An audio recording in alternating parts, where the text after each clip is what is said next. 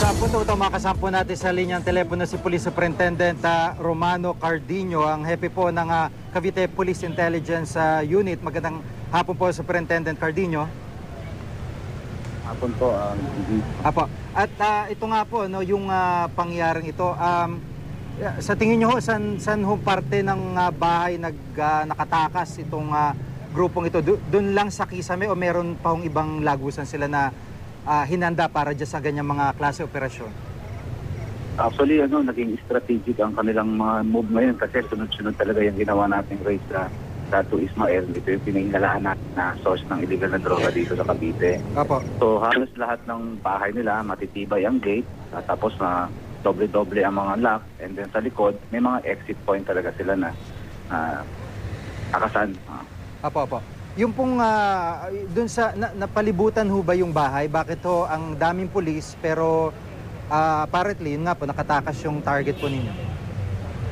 Actually, medyo dikit-dikit kasi yung bahay doon. Wala tayong way para ma-check yung likod. So nakulat na lang tayo na mapasok natin yung bahay na meron palang exit points siya sa likod na hindi natin na-foresee agad. Opo. Itong gaano kalaki ho ba itong target ninyo? Meaning gaano kalaki ho yung distribution area niya at yung bulto po, volume po ng kanyang pinamamahagi sa hawak niyang mga lugar? Actually, ito, isang barangay kasi ang Dato Ismael is Muslim area to, with due respect sa ating mga kapatid na Muslim. So, halos lahat kasi ng mga recent accomplishment namin, pati yung recently, last week may nakuha tayong kalahating kilo, tinuturo na dito pa rin ang source talaga nila sa Dato Ismael. So, based on our intelligence information, ito yung source talaga nila na pinagkukunan ng malalaking supply ng droga dito sa Cavite.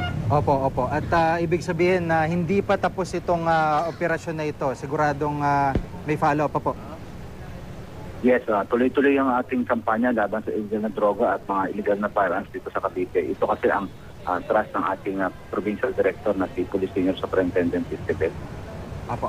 Maraming salamat po si Police Superintendent Romano Cardino, ang hepe po ng Intelligence Branch ng Cavite PNP.